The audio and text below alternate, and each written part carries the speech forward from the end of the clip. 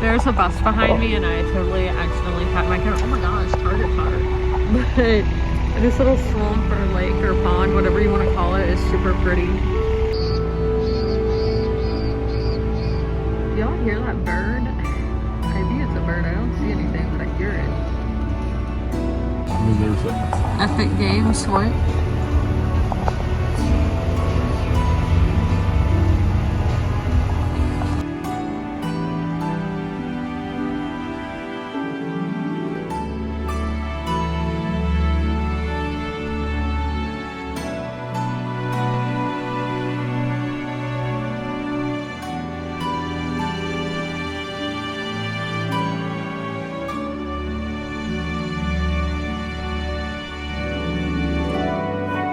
About to take pictures for Instagram, but I got this toy for Delilah. He's so cute. Like, I feel bad giving him to her, but this is a calm toy. It does squeak, but I don't know what the squeaky's gonna be like. Sometimes it's a ball or something inside.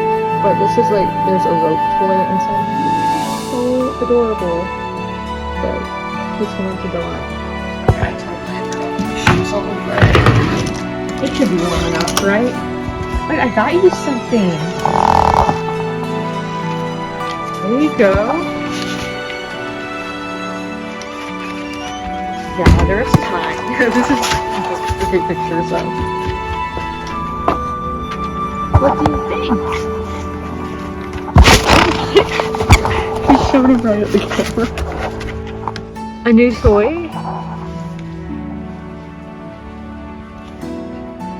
Yeah, she definitely likes it. Kawaii.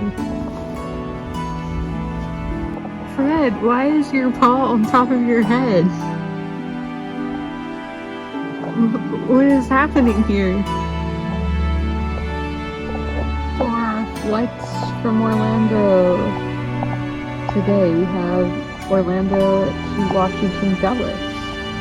United, big Boeing, what's this, 767? Maybe a 737? I don't remember. Guys, welcome to the monthly reset. This week we are going to be preparing to get into April, a new month of reading. So I already have done my book haul for the month, so we are going to sort through those books, sort them by genre, see which ones are available on Kindle Unlimited and on Audible, because I want to make use of these subscriptions that I have, and then we will put those books on my bookcase, which is upstairs.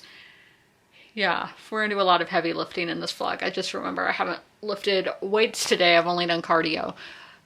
What else are we doing? We are going to be getting my Kindle, doing a spread for my Kindle case for April, our second spring one ever. What else are we going to be doing? Is that all we're going to be doing? I feel like I do a little more. Oh, we have to go through, you know, the journals and everything, getting that all ready, and then eventually taking the wrap-up picture, which that won't be in this vlog because this is still like, March is long. I don't know if it's just because we went through February, which is the shortest month, that makes March, looking at it on a calendar, it's like 5 columns or rows or whatever. I didn't realize, like, that seems like a long month. But our weekly quote is, "Burdens are for shoulders strong enough to carry them," by Margaret Mitchell. I have read a Margaret Mitchell book before. Love Yellow, but burdens are for shoulders strong enough to carry them. Really makes you think a lot with that one. Let's see what I am reading. The weekly TBR. First, we have what I'm starting my day with, and that is Downland Voices, an anthology of Indigenous writing from New England from the University of Nebraska Press. This is giving writers who are Indigenous origins from New England a chance to get their voice out there. We love that. Now, my main focus, the book I'm going to be reviewing, is GoodLife, Mississippi by Elaine St. Laurent. And this is self-published. Elaine St. Laurent is a natural-born writer with a pure and original voice who in her debut novel, GoodLife, Mississippi, embraces the rural South of the 50s and 60s where she witnessed segregation.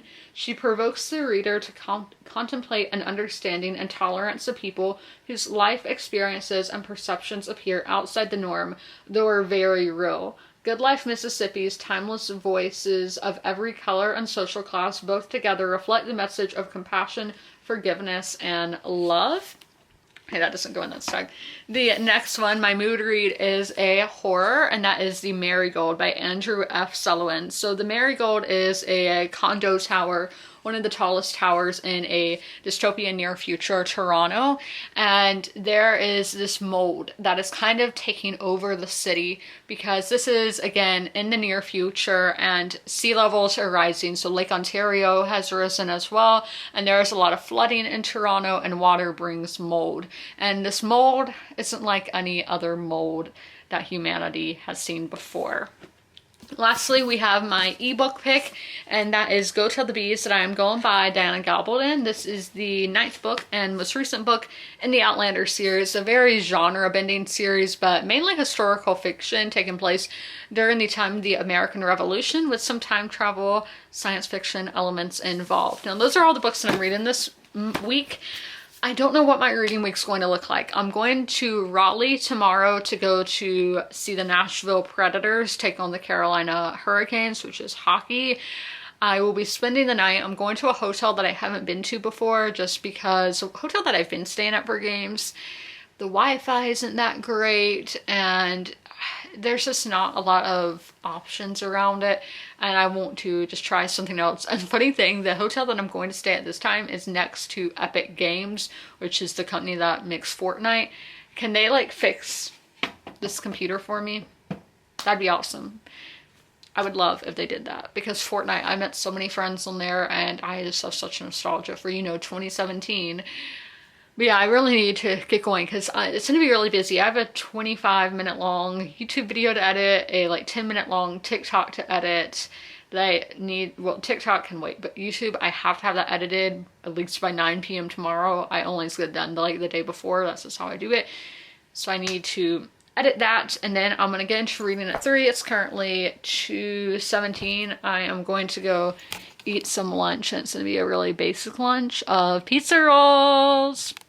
Okay guys, let's switch it over here so we have good lighting. I am going to sort through the books now, and I'm going to sort them by genre, put them into Goodreads and everything, write down the books I hauled, and then I will put them in my little box that I take to carry things and carry them upstairs and put them on the bookshelf there. My co-pilot, as per usual on this, the back of a receipt. We're seeing how many of these were on my Goodreads TBR already, or if I was just buying random books that weren't on my TBR. This literary channel is about to do some math. So I knew about, or had 7 of these books on my TBR previously. I hauled 22, 23, 24, 7 out of 24. Let's do some math. So I divided 7 by 24, and you know, that gets us decimal. So about 29% of these books, I had them on my TBR previously. So the majority of these books were not on my TBR, but I saw them at little free libraries or at Goodwill and decided to pick them up. So now, all this mess, I don't know what I'm going to do with all this. These are books that were, and these were included in that. But these are books that are sequels. Like this one, had no idea it was a sequel. Then these I knew were sequels. And I haven't read the book before them yet. These are going in like a separate box upstairs because, what do you have? What do you have? Drop.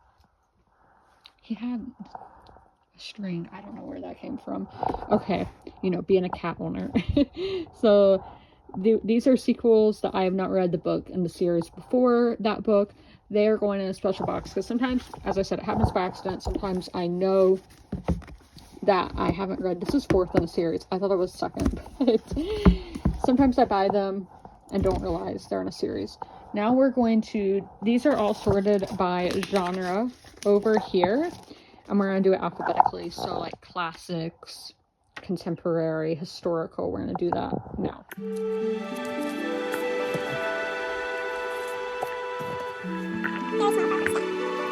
The lighting's not going to be very good up here. This is just a storage room, but this is the shelf we're dealing with. This is a good way to store your Funko Pops behind your books if you have nowhere to store your Funkos. Might bring some of those out of the box and, you know, decorate. I just climbed upstairs, so that's why I'm out of breath, but we are going to put the books up here.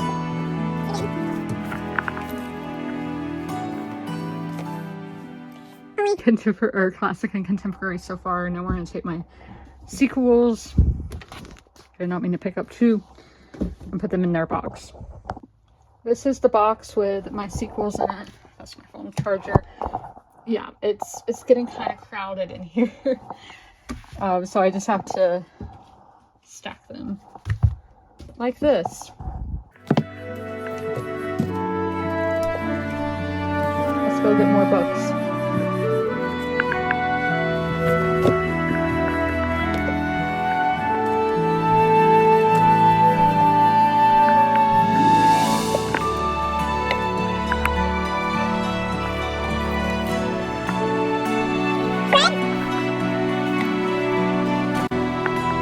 One annoying thing about bookends is you see that little bit.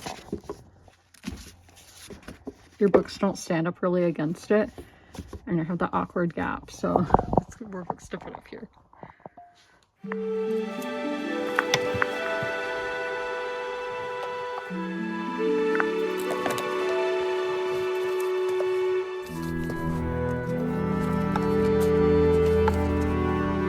I don't know why I put them so far back either, because look at all this extra room. I think we're going to pull it forward. But yeah, then you have that awkward gap at the back.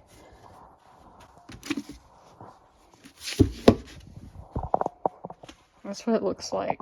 Yeah, I don't really like how the Funkos look back there. I might just take down that top layer.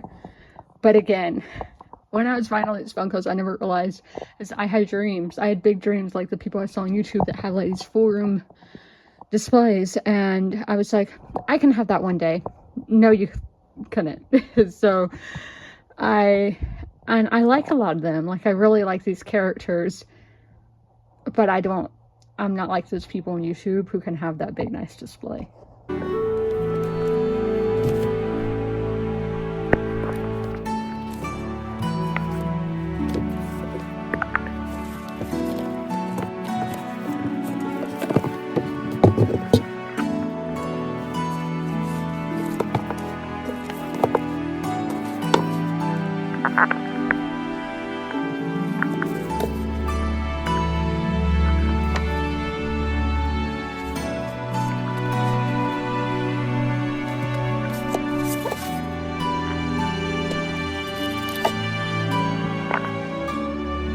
One good thing, this is a storage room, so I'm not going to be up here all the time.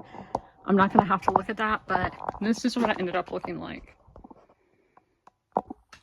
Now we're going to sort through. So I already did this part without showing you. I don't know why I did that. This is the next TBR. These are the books I'll feature in my next video. Now we're going to, these are all my future TBRs. We're going to move May and everything. So that's what I'm about to do.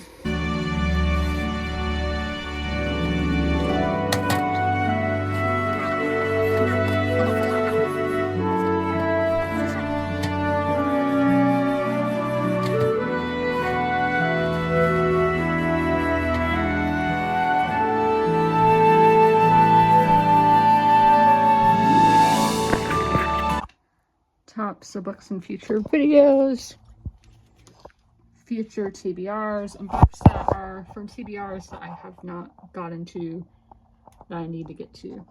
Hey guys, it is time to update y'all with my reading in GoodLife, Mississippi. I read 144 pages. I will explain, but let me write that down in here. Mississippi, that's a word that I like cannot spell, so Mississippi 144. Now, how did I read that much? Because that is literally insane. If y'all see how big, sorry to hear the ambulance back there, but okay. The font is that big, and then today, since this is my second day reading, I'm already past 25%. I'm like, this book's not doing a whole lot for me. I'm going to skip if a chapter is over 15 pages. So for those longer chapters, I was reading every other paragraph. But yes, this gives like 2.5 because it's not doing a whole lot for me. I don't have strong emotions toward this book, but there are some things that I do think are done well. We will go through my notes. I definitely could have finished this today. I'm at 87% of the way through the book. Maybe I will finish it before the game tomorrow. I am going to go out to eat before the game, but I usually do have some time to chill at my hotel before going over to the arena. We'll just have to see if that happens, because this game is like 30 minutes earlier than the last game I went to was last month. I don't know why that is, but that's just the way it's the TV channels are what decide what time games start, if you didn't know. But let's go to my notes. This chapter 7 felt like a fever dream. A lot of this, where one point she's going to like this church where it's like one of those tent churches, you know, you see it in the movie Elvis, the one with Austin Butler and Tom Hanks.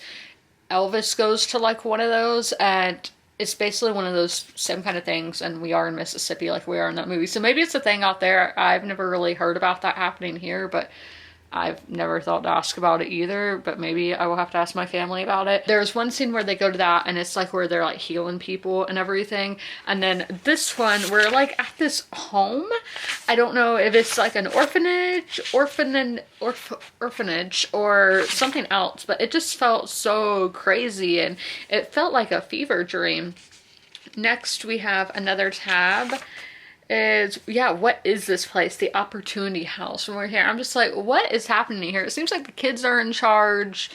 There's not a whole lot of rules. I'm like, what is going on? But one of the big themes throughout this book is we are seeing it starts on Meriden, Mississippi. I hope that's how you say that. I've been there, but my bad. That's where it's taking place in the early 1960s. Now, obviously, this is like, you know, before civil rights. I don't know exactly what year like civil rights started. So it's during like that era, and she's a child and she doesn't understand why black people have to drink out one water fountain and white people another, or why they can't go to the same stores, go in through the same doors. And she has a lot of questions, and she's not understanding that. And the is having to have her like grandparents try to explain this to her of why certain people believe the things that they do, and it's really interesting. So the quote that I have here is, although it was supposed to be a happy trip for us, and for the most part it was, it also saddened my heart to look around me in what was supposed to be known as a free country called America, and see such goings on as I witnessed in the small town of Ellisville. And I think that kind of just sums up one of the themes of this book, is just seeing these crazy things, these awful things through the eyes of a child. But yeah, this book isn't doing a whole lot for me, but I do think there are some good elements. Like, I do really like our character. I think the dialogue is really great, and there are some good themes. It's just, I'm bored, and yeah, that's, it's not even like I'm bored. It's like, this is just happening. It's not doing anything for me.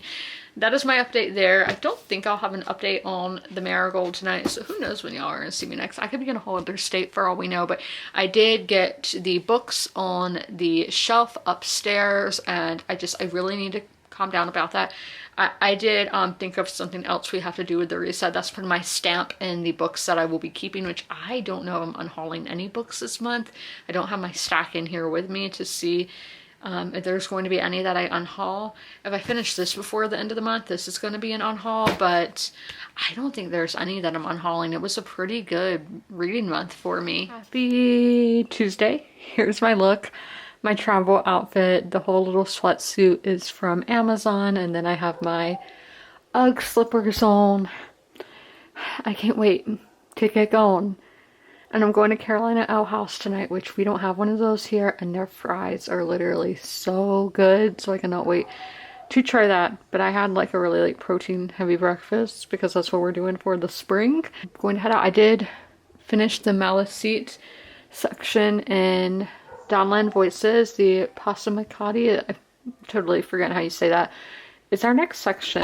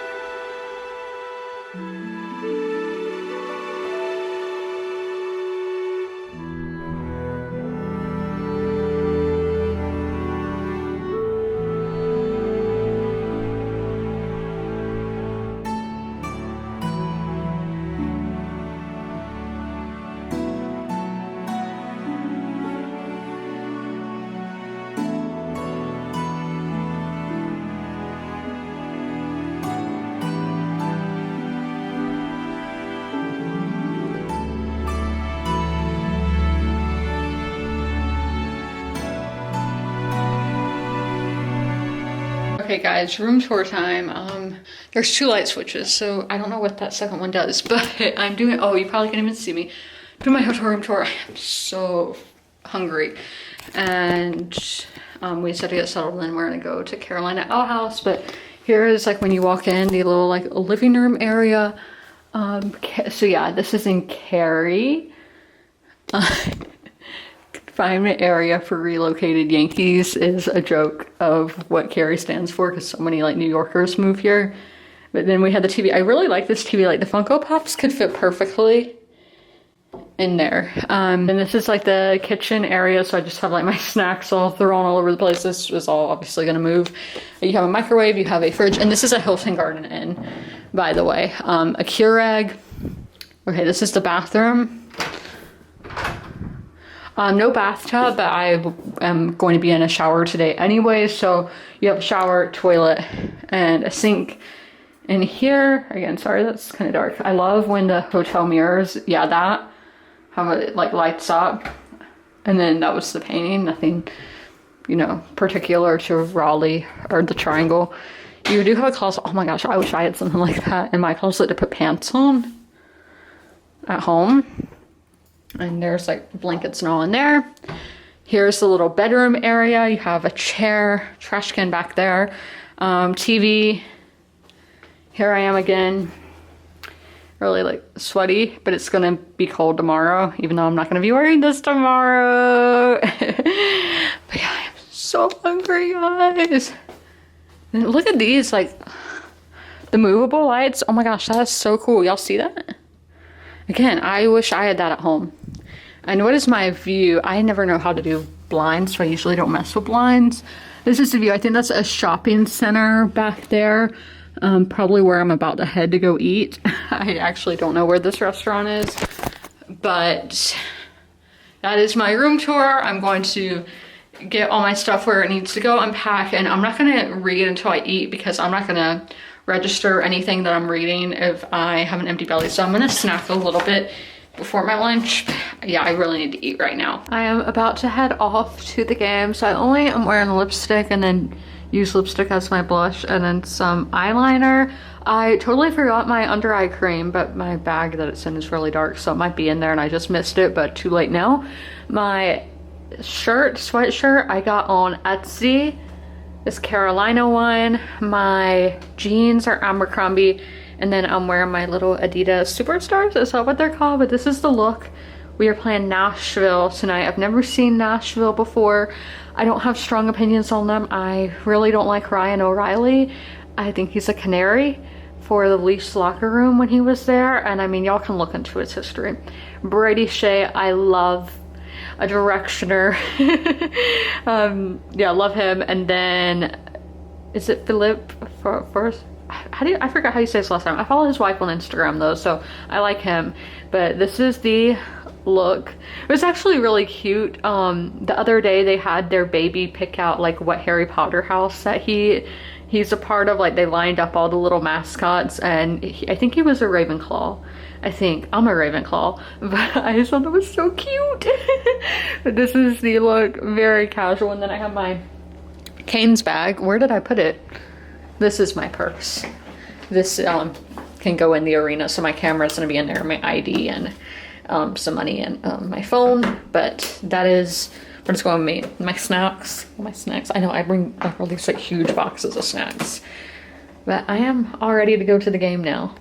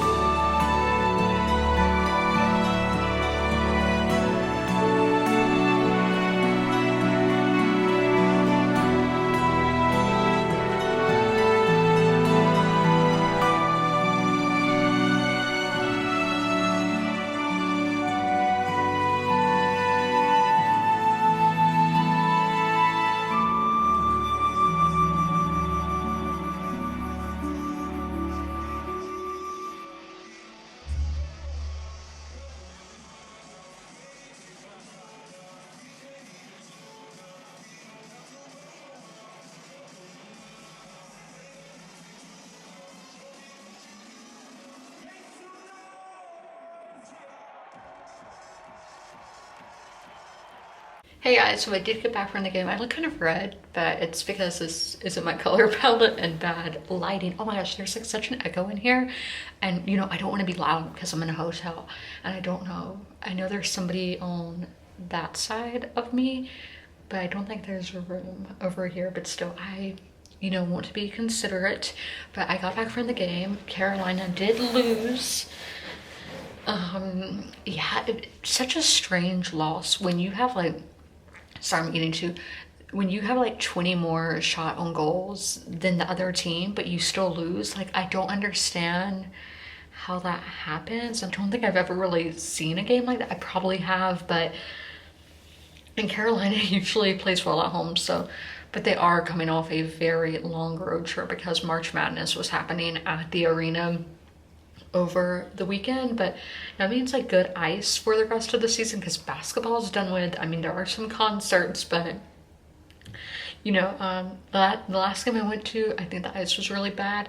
They had a basketball game the same day as the hockey game. But I did get back, and I would love to do like TikToks of my people watching experiences at games. Like I'm not, because like sometimes like I am probably being kind of rude and just being negative talking about people around me, and I don't want to put that into the universe. But it's just like some people, I'm just like, how are people like this? I've talked about it before when that guy like took my drink. This isn't the drink I had at the game, but he took my drink and moved it out of the cup holder and put it on the ground. Like, that was an asshole. None of these people were assholes today. It was just me listening in on other people's conversations because the game was so boring. But yeah, one conversation with the guys behind me were talking hockey, and like this guy, he knew like everybody's numbers and everything. I was like, dude, how do you store all that in there? I have one more, that transition. I have one more chapter in Good Life, Mississippi, so I'm going to read that and then come back on here. I'm not going to write my review tonight, but I will do call pal with y'all, just collecting all my thoughts and telling y'all what I thought of the book. I just finished the book and we're going to go through doing a call pal of my thoughts and everything. So what is today's date? The 25th, so I can put what date I finished reading this, 25/25. I don't feel too strongly towards this book, so I do think it's going to be in the 2-star vibes. But let's start with characters. Characters, we use a blue for characters. I'm going to give a 3 because I should have given it a 4, but I wrote down a 3, so we're going to keep it as a 3 because like that seems like my instinct was telling me to do it. I did really like our main character of Myra. She really reminds me of the character in The Little Friend by Donna Tartt, who I don't remember the character's name, sorry. It's a book more so I remember the journey of. Really like all her books. The Secret History is the only one where I really remember the names, but okay, besides the point. The book is about imagination and encouraging that imagination to grow in children, but also this is going into themes as well. Character is just an innocent little girl and growing up in a place where racism is so prevalent and poverty is so prevalent, and having to see that and having to form an ideal on that and not understanding why people feel the way that they do about things. Yeah, I just think it's because everybody's been a kid before, and I think it's something that everybody can relate to, and I love those children characters. Atmosphere, I'm going to be giving a 3 as well. Atmosphere, we're giving a 3. This is taking place in the South, but I don't think it played the atmosphere, like setting, I don't think played a huge part. I think the author could have used the setting a lot more, but obviously you cannot have the story without it taking place where it takes place. I just think it could have been used, like I think the author could have really evoked senses more and used those senses, especially for a setting that is Mississippi in the 1960s. I just wish you would have done more with that. Writing, again, writing's going to be a 3 as well. The character work, I'm wanting to cross that out and put it as a 4. I don't usually do that, but I just want to do that. Writing, I didn't feel much for the writing. It was good, it was fine, like I didn't think much of it. So writing, plot is our next tab. And plot, as I said, it's how encouraging kids to have an imagination. Okay, there's a light back on back there, but imagination, and how imagination is something that is great and should be encouraged, but also there needs to be limits to it, because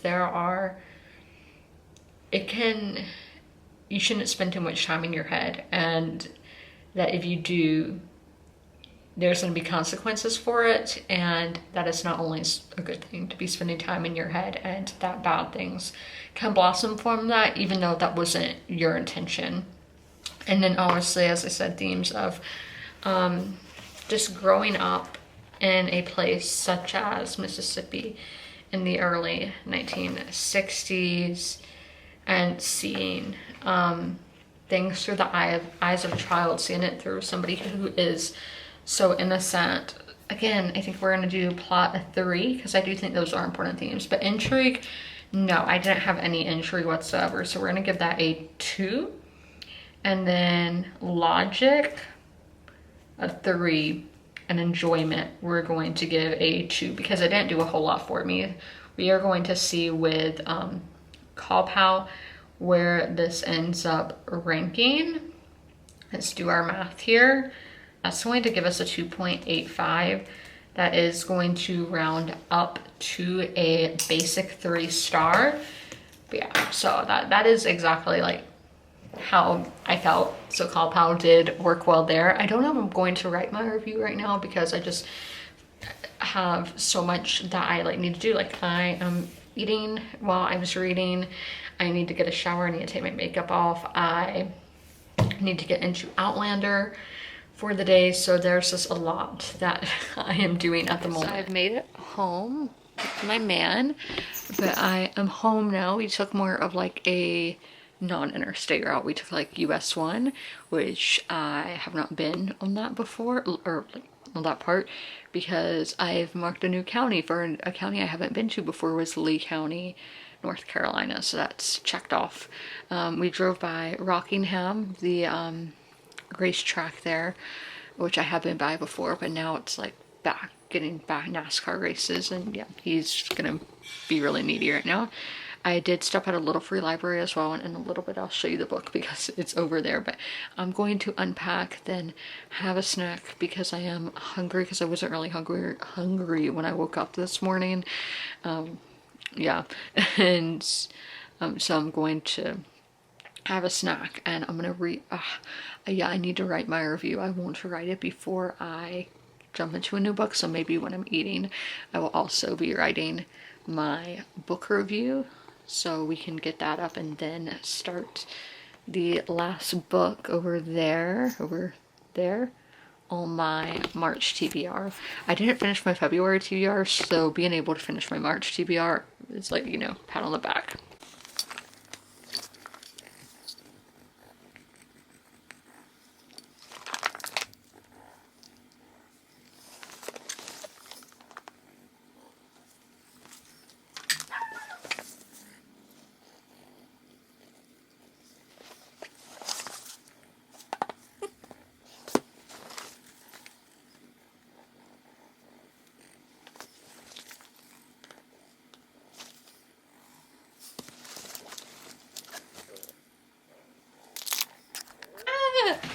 Me falling. I need to open the blinds since we are back home. You know, the plants need their light. Fred needs his light. I need my light. There we go. Nice and bright. The bed, you know, it's not made. The bangs are kind of crazy. But I want to show you the book we're starting, and the book I got at the little free library, which is The Memory Keeper's Daughter by Kim Edwards. We have blurbs from Sue Monk Hay, Jodi Picoult, and I don't know the other people. But, you know, it's kind of really good reviews there. And this sounds kind of familiar. I don't know if I saw it on a list somewhere on like the New York Times or something. But it says the stunning novel begins on a winter night in 1964 when a blizzard forces Dr. David Henry, oh my gosh, isn't that an actor? But to deliver his own twins. His son, born first, is perfectly healthy. Doctor immediately recognizes that his daughter has Down syndrome. For motives he tells himself are good, he makes a split-second decision that will haunt all their lives forever. He asks the nurse, Caroline, to take the baby away to an institution. Instead, she disappears into another city to raise the child as her own. I thought that sounded good. Ignore my vitamin right there. So I was like, I cannot talk with that in my mouth. But that's what I got in Wallace. Wallace is where I stopped and picked that book up. Yeah, I love how Marlborough County, which is a very, very rural county, has little free libraries like at post offices, and you know what, other buildings, but I know several of their post offices have them. And I think that's so great because, you know, obviously people have to get their mail, and while they're there, they can stop and, you know, exchange books. That's super cool.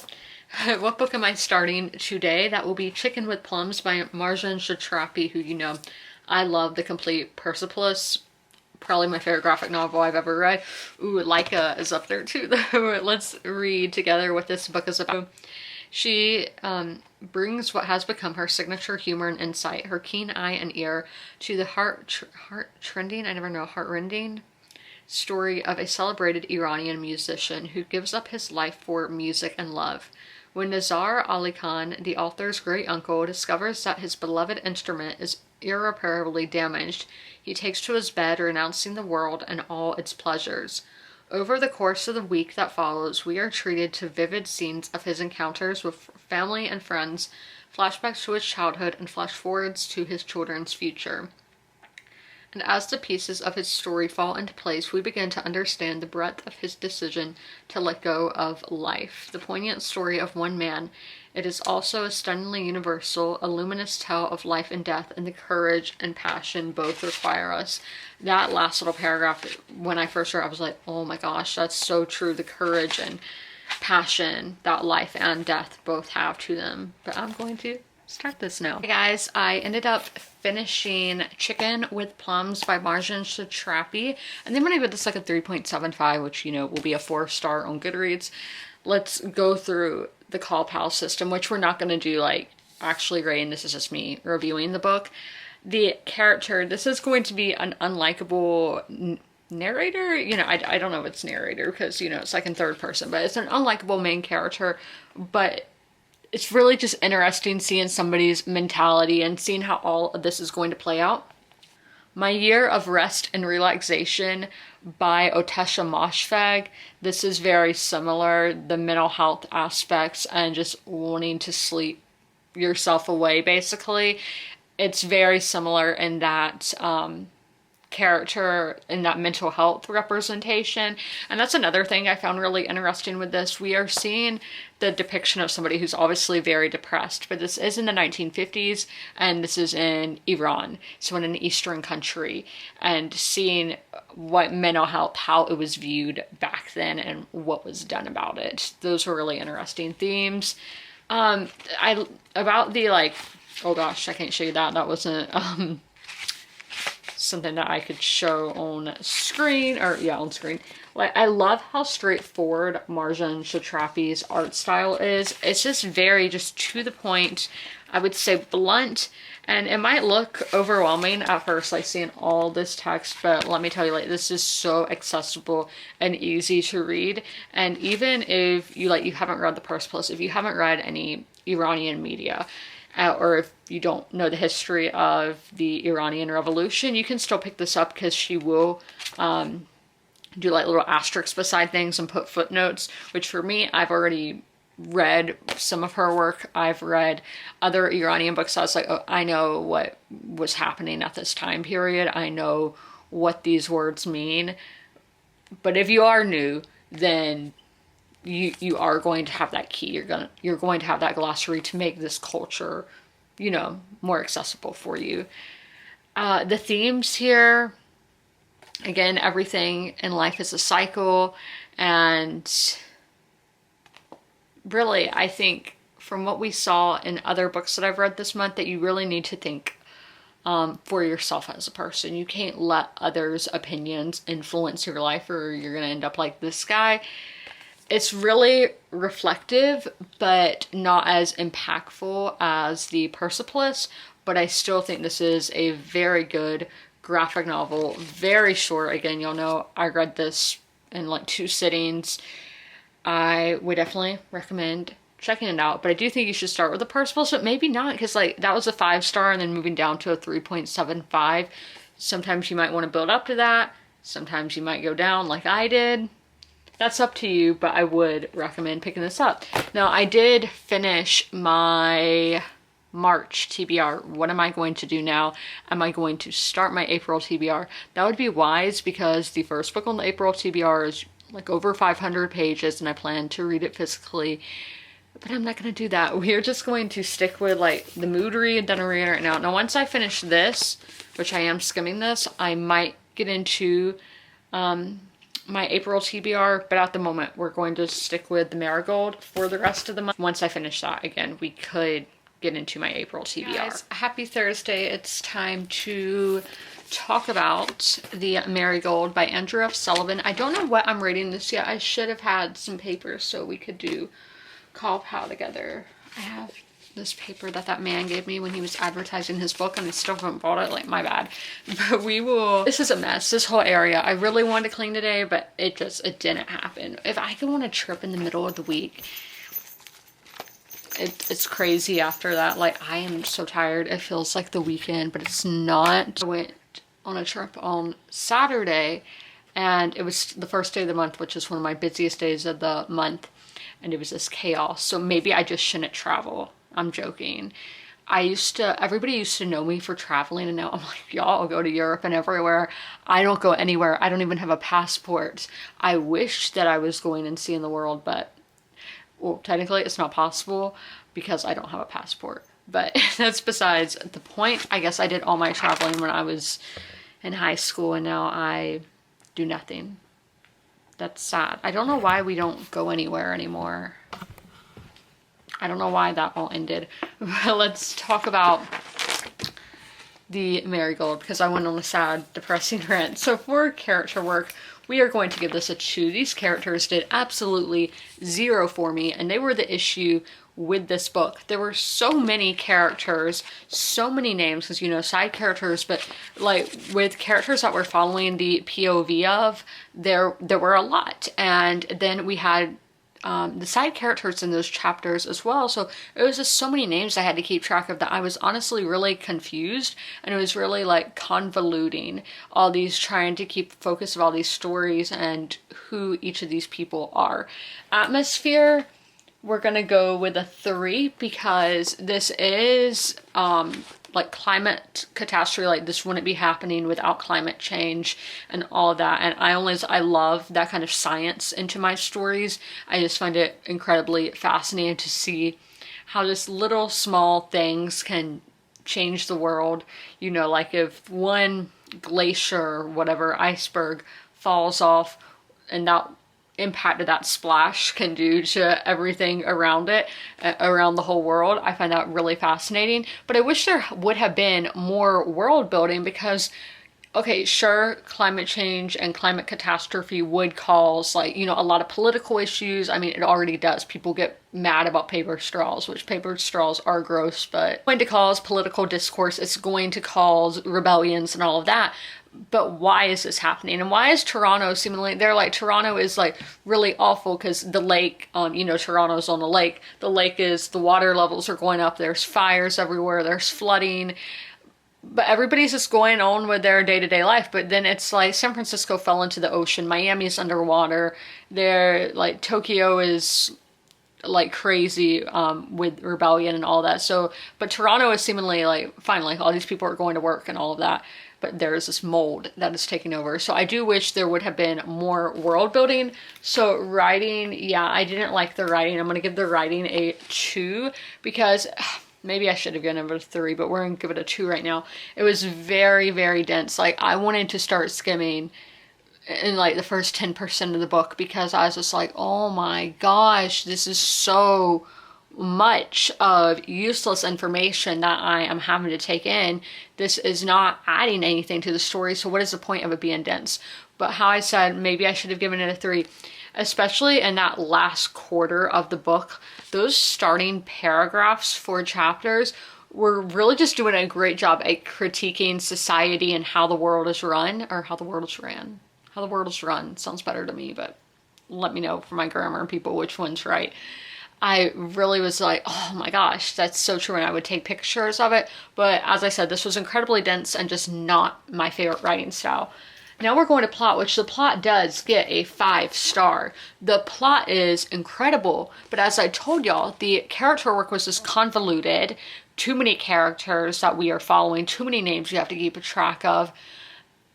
The world building, as I said, world building was like, the atmosphere was fine, but I would have just liked more world building. And then the writing being so dense, my least favorite writing style.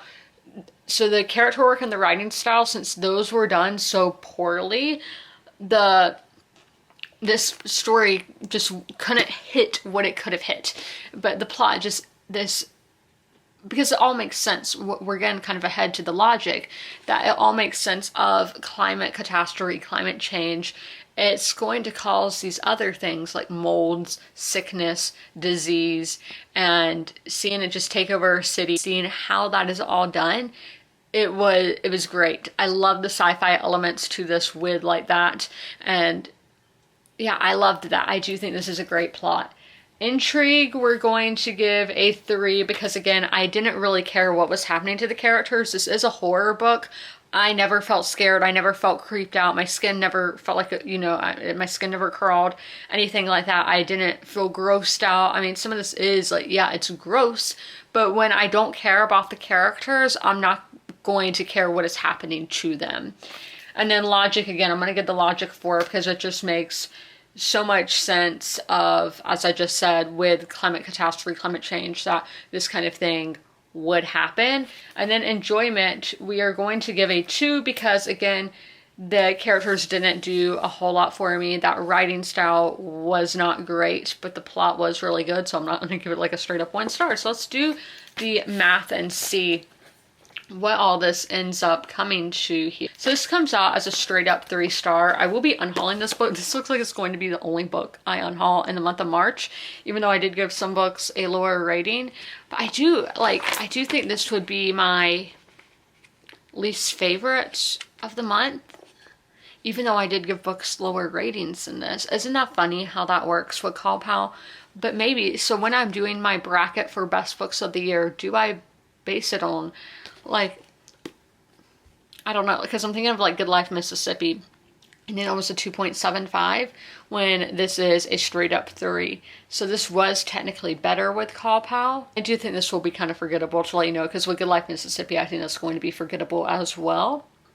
It's going to be really interesting just to see, because I still have a few days before I do my bracket and all that, just to see how everything turns out. But that was The Marigold. It's, yeah, The Marigold by Andrew F. Sullivan. I'm not going, like, I'm kind of going to be ending the vlog here, but just after I film this clip, I'm going to go eat, and I'm going to have the baseball game. It's technically already on, but I'm going to get it on my iPad and eat, watch the game, and then go work on the background for my Kindle for April. We're going to do like a rainy, watery theme. Okay, I do need to keep that for when I go to my reading journal. I do want to give y'all a sneak peek of what next week's vlog is going to be about. Sorry, my eyes are just like burning pollen smoke because the whole state is on fire. Okay, it's going to be, I think I'm going to switch this around because I have it listed as my mood read, but I think I'm going to do my buddy read first, since such a long, or I say buddy read, but my book club pick is going to be so long. I would prefer to start the month of April with that. So next week we are going to be reading East of Eden by John Steinbeck. We are focusing on classics in the month of April. This book is all it's like a biblical retelling of the book of Genesis in the Bible. It's these two families in California in the early days of California, because this is a classic and California is not that old of a state, but going through the history of California with like these two rival families, epic family saga, which is all you need to tell me. And I've heard great things. Hopefully I enjoy it, because I mean, classics can be kind of intimidating, but we should do a wrap up for the week. I totally forgot to do that. So I have not read over 100 pages every day this week.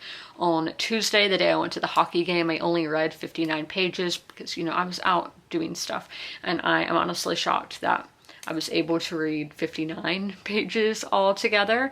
But I did complete 3 books this week with GoodLife Mississippi, Chicken with Plums, and The Marigold. Also, I completed my March TBR this week, so I'm really proud about that. Oh, so what am I going to be reading until we get to April? I am going to be just reading Go Tell the Bees That I Am Gone, and then John Land Voices. That will be what I'm focusing on now that I finished my mood read, and we will just have to wait for April to get into the April TBR. But I hope you guys enjoyed this video. As always, comment, rate, and subscribe. And as always, if you made it through this whole video, leave a green emoji in the comments below. And if you want to be notified when all my videos go live, don't forget to ring that notification bell. But I will see you guys in my next one. Bye!